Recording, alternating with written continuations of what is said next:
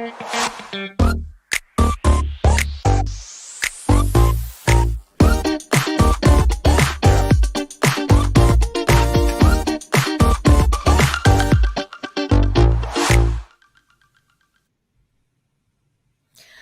everyone, welcome to Microsoft Technical Takeoff. My name is Nina Desnica. I'm a product manager in Microsoft Intune engineering team, and today is my pleasure to talk about configuration as code in Microsoft Intune. Let's start. Let's have a look at the agenda first. Today, we're starting from the overview of key components, Microsoft Intune, Azure DevOps, and Microsoft Graph. And in case you didn't have a chance to have touch points with some of these topics, don't worry, because we are going to have a deep dive overview. Moving on to bringing it all together, where we will be looking how Microsoft Intune, Azure DevOps, and Microsoft Graph can help you out in starting configuration as code. And finally, we are going to focus on the most common scenarios that we have seen in the field where configuration as code is valuable.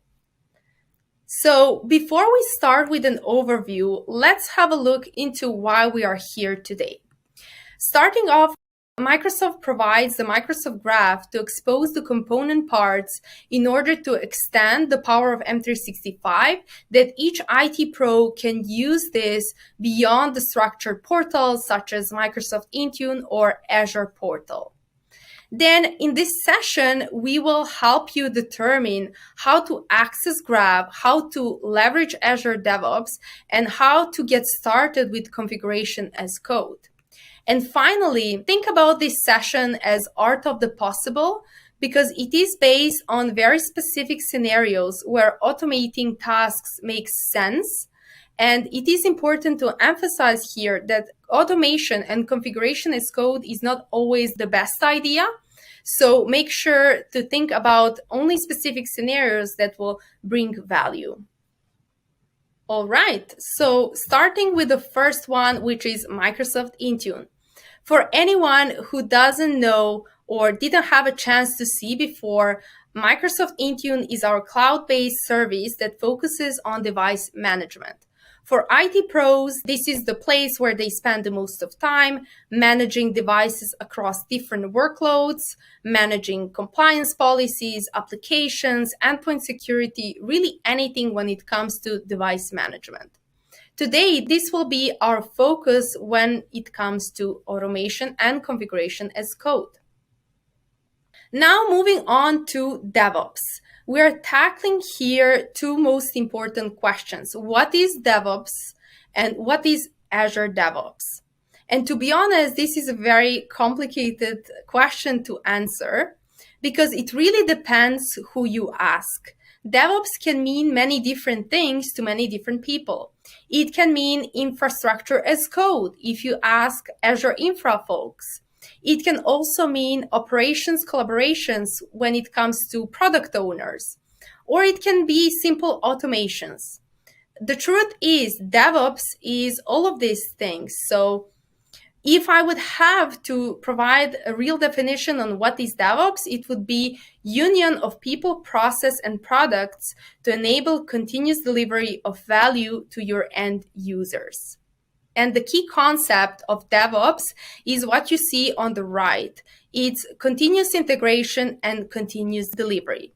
That means that whatever we are building, either that is a software or an application or configuration as code, we're starting with developing, then we will build and test the solution, deploy when we are ready, and then we will operate, monitor and learn, and then plan and track for the future.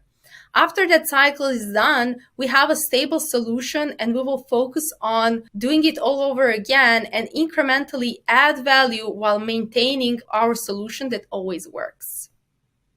So what is Azure DevOps, you might ask? Microsoft came up with Azure DevOps, which is a tool that embraces DevOps concepts and introduces these different components that can help you with continuous integration and continuous delivery. Okay, and now let's have a look at the demo of the Azure DevOps. In case you never had the opportunity to look at it, this is how it looks like. I'm starting off in my dashboards. So when you click here, you would see these are all my work assigned. You can customize any of the pieces. Switching to boards, I have here my backlog, where are all of my items, delivery plans, sprints, and personas. Switching over to repos, I have all my code here structured in different folders. I can have multiple repos as well. And the rest, like commits, branches, different pull requests that I manage from here. Moving on to pipelines, which is where the orchestration of our code is. So here you see I have a couple of pipelines for the demo that we will show later. And then we have test plans and finally artifacts. Here you can see a package solutions of in the feed, which we call building blocks, because it can be reused by anyone from the team. All right. And now let's move on to Microsoft Graph. This is probably the most important component when it comes to configuration as code. And let's have a look what it is. Microsoft Graph is unified REST API. It's a single endpoint that gives us ability to reach any services or any endpoints behind in a very easy way. It is also a public API, so anyone can really use it. And it's also not really specific to Microsoft Intune. If I would have to describe Microsoft Graph in only one picture or one diagram, this is definitely the one that I would use. When you think about Graph, you want to think about these different relationships between different nodes and different resources. So starting from me, for example, in the center, I'm able to very easily move to reports. And then from reports, I can move to people. And this traversal really gives us the option to leverage Graph over and over again and very easily move from one side to another. And now let's have a look how Microsoft Graph call looks like. Starting off with a single endpoint graph.microsoft.com. Then we are adding a version. It can be V1 or beta.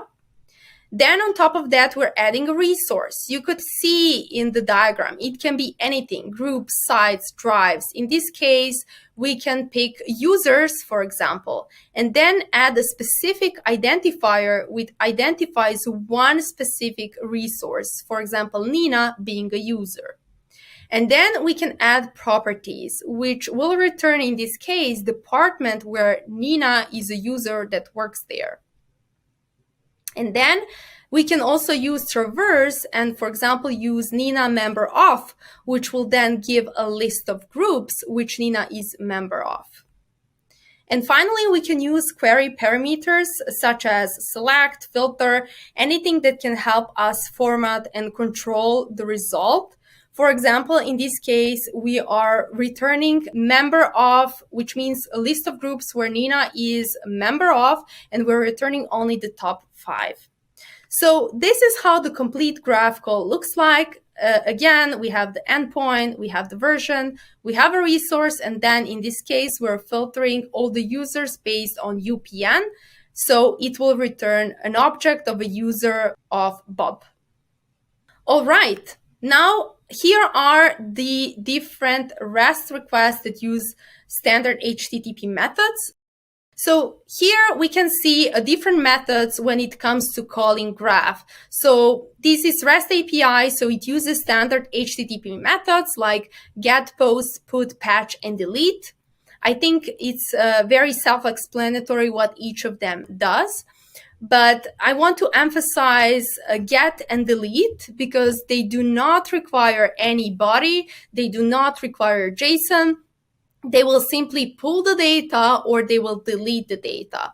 However, post, put, and patch will require a body in a JSON format because they need the data that will be pushed in the backend in the form of a policy or a user. And just a quick refresher on JSON, in case you're not familiar, JSON is a data structure in the format of key value pairs. So in this example, you do see a JSON format of an object user consisting of different attributes and then values set for each of the attributes. Now we can have a look what is happening under the hood, looking at the architecture. So the first slide that we showed was Microsoft Intune dashboard. When the IT pro is interacting with this dashboard and clicking on the different components, what is happening in the backend is that Microsoft Graph API is being called, and then there are different graph endpoints reached out in order, depending on what you clicked. For example, for device compliance, Microsoft Graph will reach out to policy provider.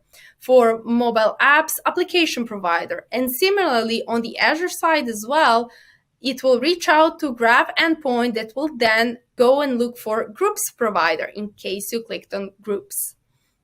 So you can fairly say that Intune is running on Graph. Whenever you are interacting with the content, Graph calls are being made in the backend.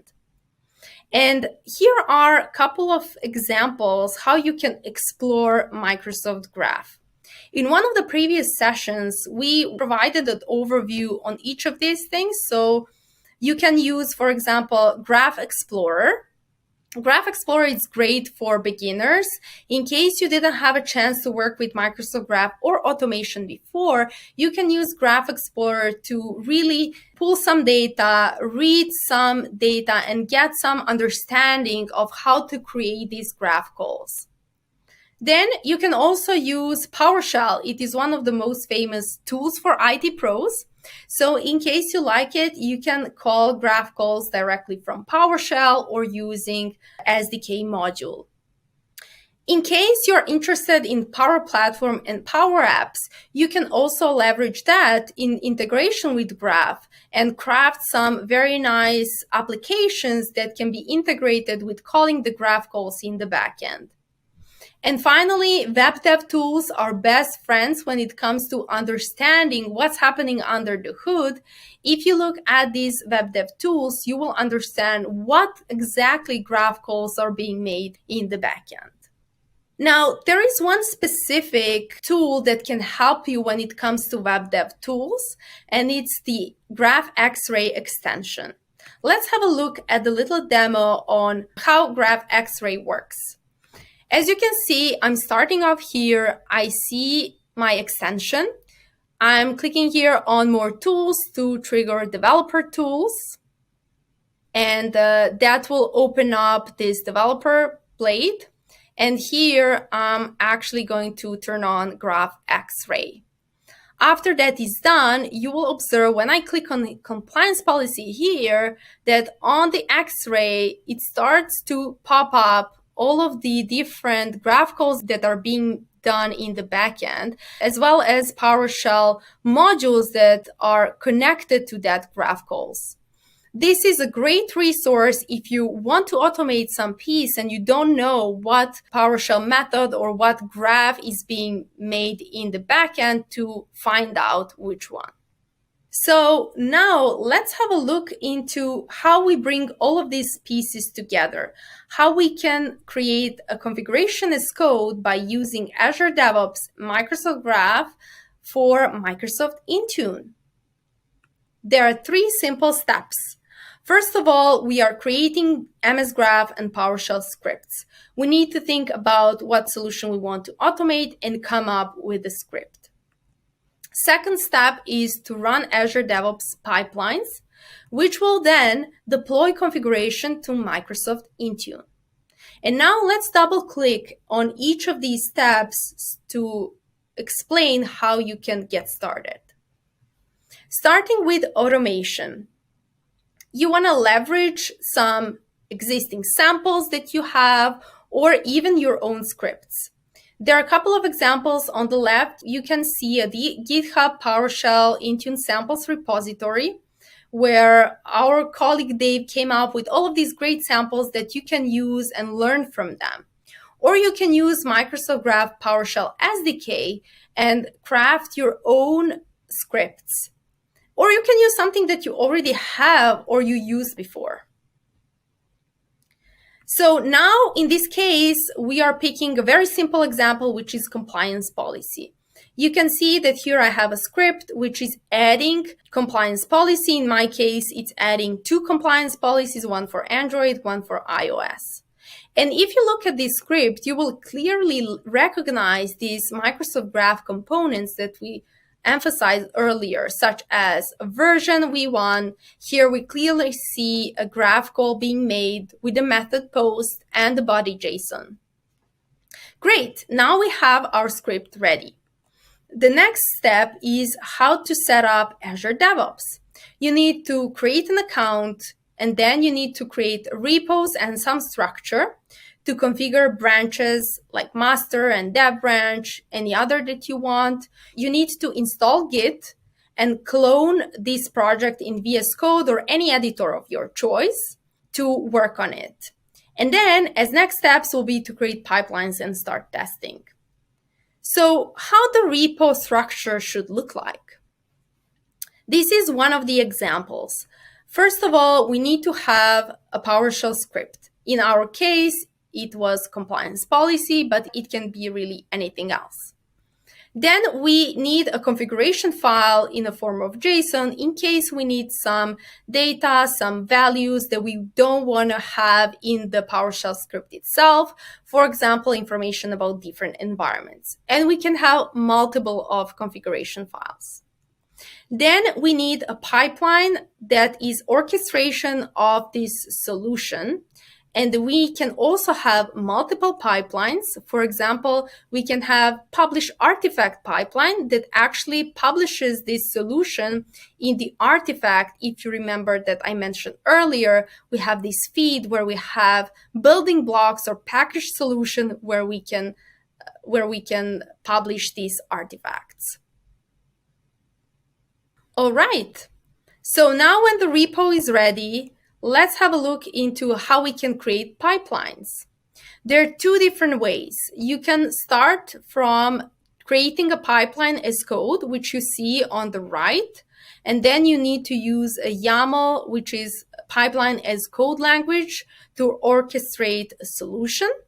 Or you can use a UI pipeline where you would use a user interface to create visual pipelines. And in our demos, we are going to show both examples. All right, now switching out to the most exciting part, which are common scenarios and demos. We wanted to look into some of the specific scenarios in the field where configuration as code makes sense. All right, let's have a look at the first scenario. In this scenario, IT Pro would like to deploy compliance policy to test environment. After some testing and reviews, they are happy to proceed and deploy compliance policies to production tenant. And this is very common for many organizations out there to have test tenant and pro tenant, even some other tenants in between, and then move from one to another. So what you see on the bottom is the visual representation of a pipeline. You can see that we do have artifacts which pulls the repository where the code is. Then you can see that we have 2 stages. One stage, which is deploy test, where we are deploying compliance policies into test environment. And the second stage, which is deploy prod, where we are deploying compliance policies to our production tenant.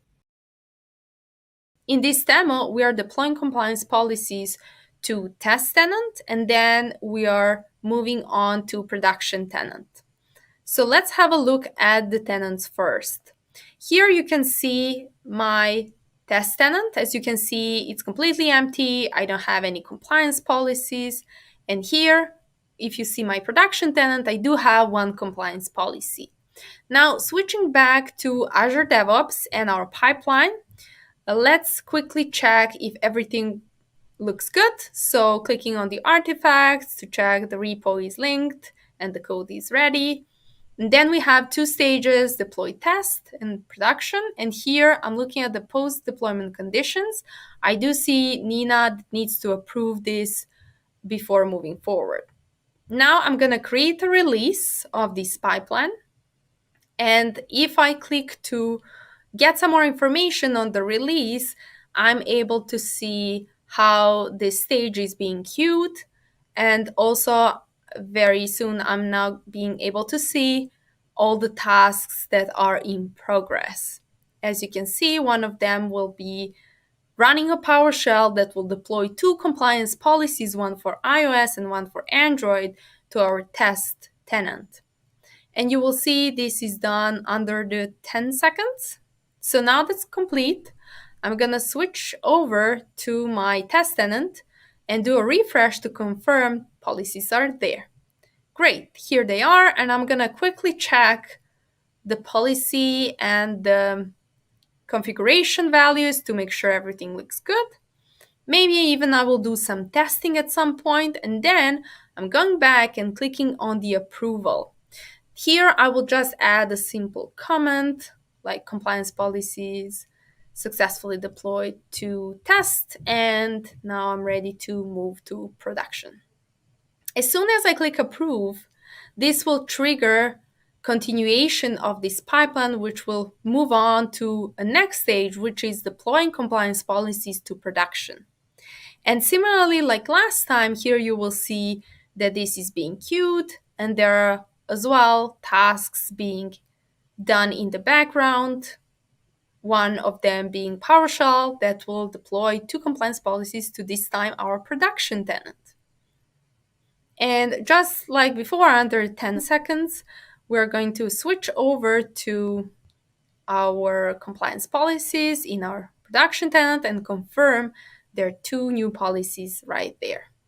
So this is how it is very easy to deploy compliance policies to both test and production tenant by using CI/CD pipeline. Great.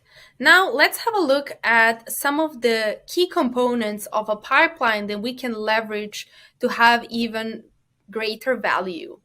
When it comes to pipeline, there are triggers that we can use. There are continuous deployment trigger and pull request trigger.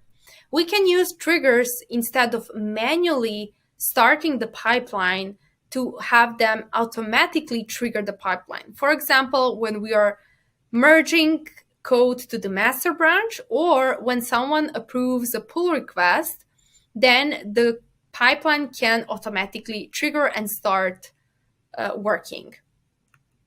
Additional thing are gates. We can use them before or after any stage. And in our case, we used approval by a human, or in this case, by a user. It can be someone who's approving or reviewing or testing before proceeding to the next stage. Sometimes in the organizations, this is necessary because we want to have this manual or human approval before moving to the next automated stage. And finally, we can also work with scheduling. So we can also schedule release triggers. So in case we have a pipeline that we want to run on a weekly basis, or we have a certain schedule, we can configure that. So in this demo, we are deploying configuration from reference tenant to user acceptance tenant. So this demo will be a little bit more complex than the previous one, because here we are exporting 4 different workloads from one tenant and importing that workloads in UAT tenant. Starting off from reference tenant, you can see that here I have a bunch of compliance policies. Switching over to apps, I also have a lot of apps, including Android apps. Then moving on to app protection policies, and finally showing you filters. I have quite a few here. Now let's have a look at our UAT tenant. We don't have anything here. This tenant is very empty, so we don't have any apps, any compliance policies, no app protection policies. And now switching over to filters, just to show you that we don't have any filters in UAT tenant whatsoever. There you go, no results. All right, now let's switch to our Azure DevOps and run this pipeline. In this demo, I'm using pipeline as code that is being executed in the backend. You will see here all the information about the pipeline that runs. You will see now that we're looking for an available agent that can pick up this job. And as soon as that is done, we're initializing the job. So you will see all of these downloading different tasks that now you will see being initialized under this. So here you see we have some nugget security analysis, some other initialization. And then you will see export import mom, export import compliance policies, export import apps, and export import filters. So these are all 4 steps where we will export configuration from our reference tenant and then import that same configuration to our UAT tenant. So you will see that the only thing that we're changing is, as a display name, we're adding prefix UAT, but the rest, description, configuration, is exactly like we have in reference tenant. This is also done fairly quickly. So moving on to apps, and final step is export import filters. And we expect now, if we move to our UAT, to have everything that we have seen before in our reference tenant moved over, imported. All right, before we complete the pipeline, there are a couple of other finalization tasks like post jobs, but that will be done very quickly. And then we are moving on to our UAT tenant to check the results. All right, let's have a look. What I'm gonna do first is just do a refresh here. And as you can see, here is a prefix UAT and the whole content moved on.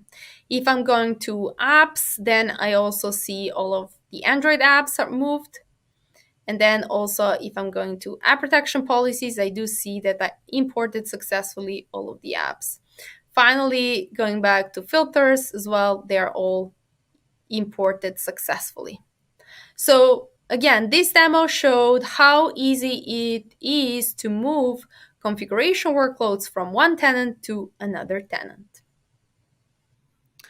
Awesome. So I hope this demo really helped you out with one of the most common scenarios.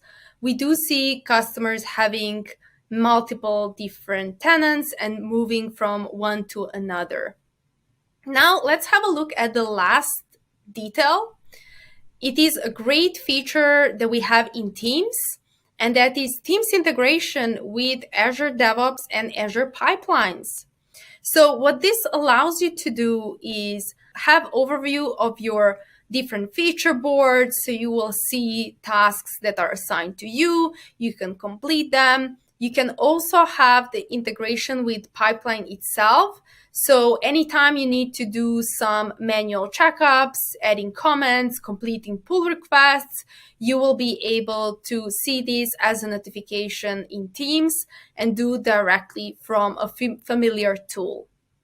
I really hope this Teams integration will make it even easier. And finally, let's wrap up with some takeaways.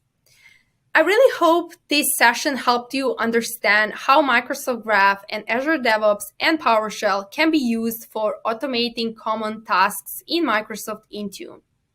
Also, I hope now you have this head start to start doing configuration as code in Microsoft Intune based on your needs. And finally, understand specific scenarios where automation plays a key role in dealing with time-consuming tasks. Thank you so much for joining us, and happy coding!